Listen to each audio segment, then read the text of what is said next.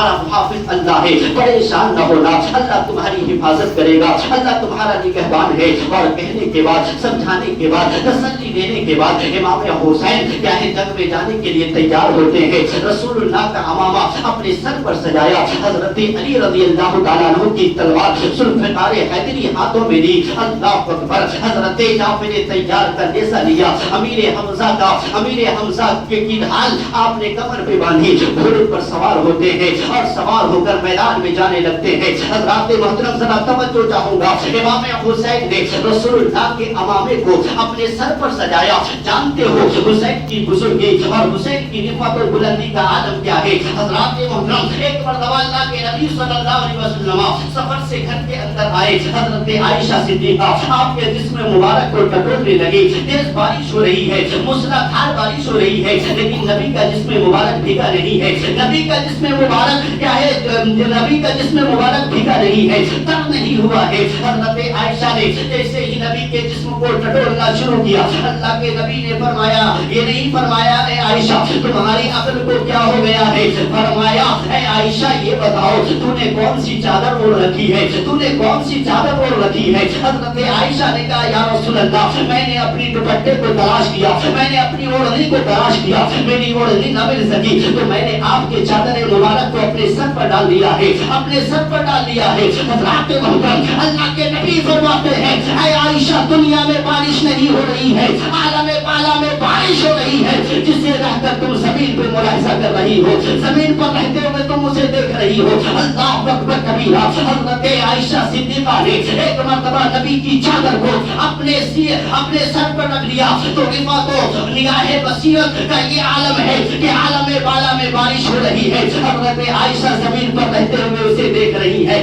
زمین پر رہتے ہوئے اسے ملاحظہ کر رہی ہے۔ پھر حسین کی بزرگی کا عالم کیا ہوگا، ان کی رفعت کا عالم کیا ہوگا۔ انہوں نے ایک مرتبہ نہیں بلکہ بار بار کیا ہے امام حسین نے رسول اللہ کے امامے کو اپنے سر پر سجایا ہے۔ سبحان اللہ سبحان اللہ۔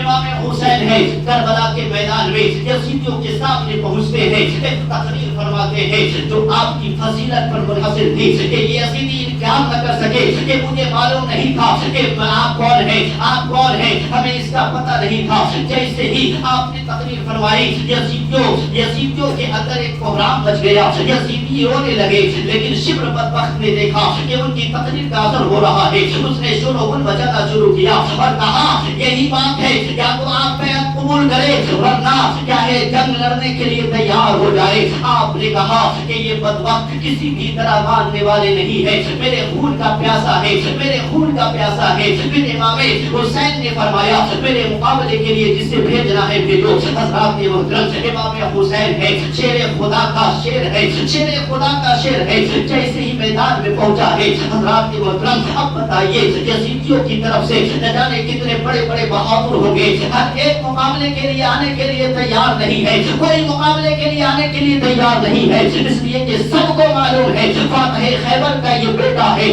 جیسے ہی فاتح خیبر کا نام سنتا ہے کانپ جاتا ہے، کوئی مقابلے کے لیے نہیں آتا۔ دو صفے تھی، ایک کو میمنہ کہتے ہیں، ایک کو میسرہ کرتے ہیں۔ امام حسین میمنہ کی طرف جاتے ہیں تو صفوں کی صفے چیرتے ہوئے سب کو جہنم میں پہنچاتے ہوئے چلے جاتے ہیں۔ میمنہ پر آتے ہیں تو میمنہ صاف کر دیتے ہیں، میسرہ پر آتے ہیں تو میسرہ صاف کر رہے ہیں۔ حضرات محترم، یزیدیوں میں سناٹا چھا گیا، یزیدی ہکا پکا رہ گئے کہ کوئی ایسی یہ تاریخ ایسی نہ بن جائے کہ ایک ہی نے گاجر مولی کی طرح 22,000 کو کاٹ دیا ہو۔ حضرات محترم، یزیدی اس فکر میں ہے کہ حسین کی تلوار روکی جائے، حسین کی تلوار رک جائے، لیکن حسین کی تلوار رک نہیں رہی ہے، حسین کی تلوار رکنے کا نام نہیں لے رہی ہے۔ وہ تلوار جو بھوک سے نہ رک سکی، وہ تلوار جو پیاس سے نہ رک سکی، وہ تلوار جو علی اکبر کی لٹی ہوئی جوانی سے نہ رکی، وہ تلوار جو بھائی کی شہادت کے بعد نہ رکی،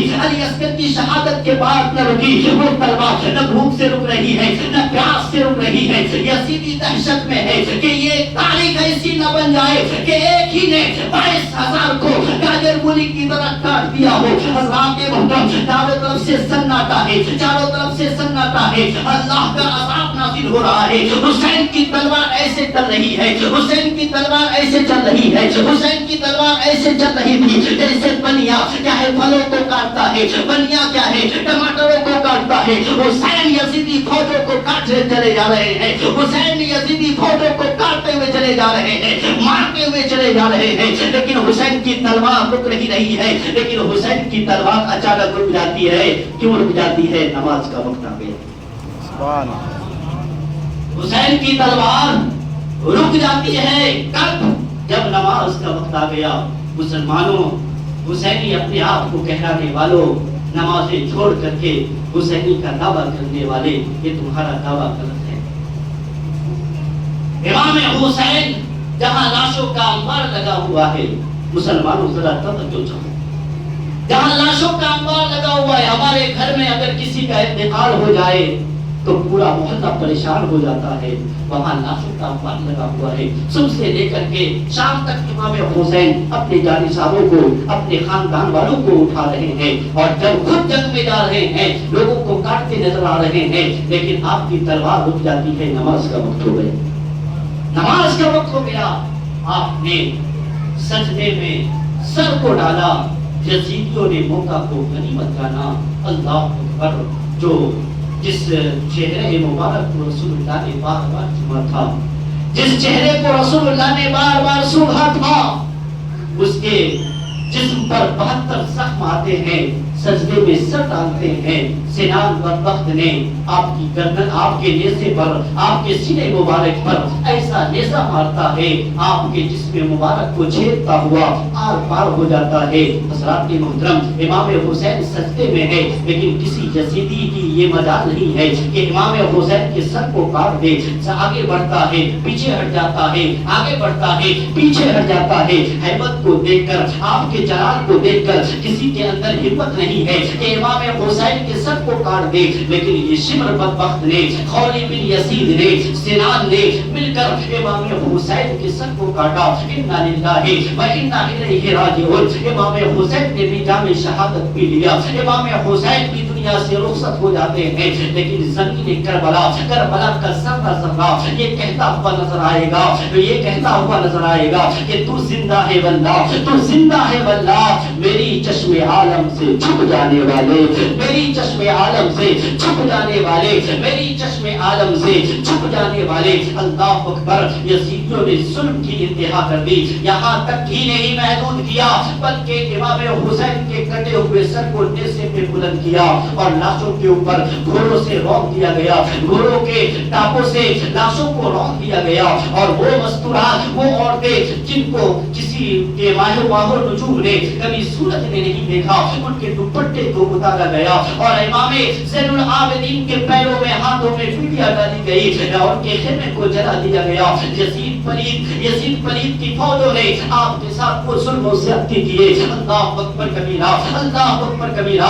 جو لاشیں شہید ہوئی تھی، جو لاشیں شہید ہوئی تھی، ان کے اوپر گھوڑے دوڑائے گئے، گھوڑوں کی ٹاپوں سے ان لاشوں کو رونق دیا گیا۔ امام زین العابدین کے ہاتھوں میں، پیروں میں پیڑ ڈالی گئی۔ جن خاتون کو، جن مستورات کو چاند سورج نے کبھی نہیں دیکھا تھا، ان کے دوپٹے کو ہٹایا گیا، ان کے دوپٹے کو چھینا گیا۔ اللہ اکبر کبیرہ، اللہ اکبر کبیرہ۔ امام حسین کا سر نیزے پہ بلند ہے، قافلہ چل رہا ہے، یہ لوٹا ہوا قافلہ سب سے پہلے کیا ہے کوفہ پہنچتا ہے، ابن زیاد کے پاس، ابن زیاد کے پاس پہنچتا ہے۔ ابن زیاد کٹے ہوئے امام سر کے، امام حسین کے سر کے ساتھ میں کیا ہے امام بیعتی کرتا ہے، تو اس وقت زید ابن ارقم یہ صحابی رسول ہے، اس بدبخت نے جو گستاخی کی، بے ادبی کی امام حسین کے سر مبارک کے ساتھ میں، آپ جلال پہ آتے ہیں اور کہتے ہیں تم نہیں جانتے یہ کس کا سر ہے، تم ان کے ساتھ میں بے ادبی کر رہے ہو، ان کی شان میں گستاخی کر رہے ہو، ان کے سر مبارک کے ساتھ میں